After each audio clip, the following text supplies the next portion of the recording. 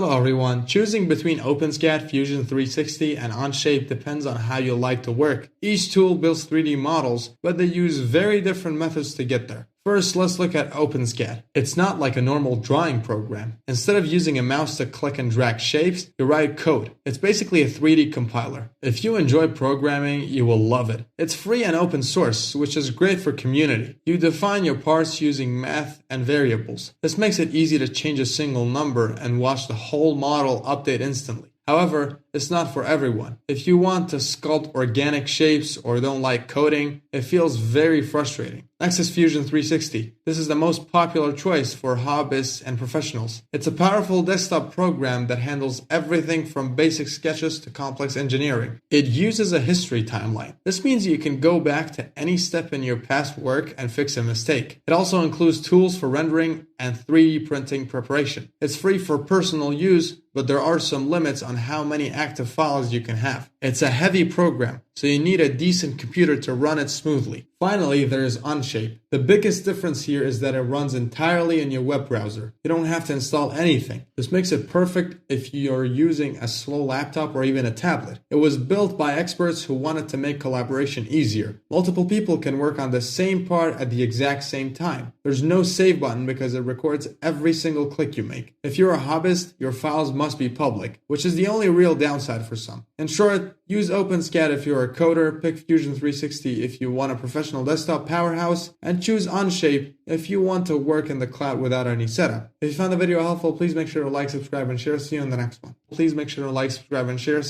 one.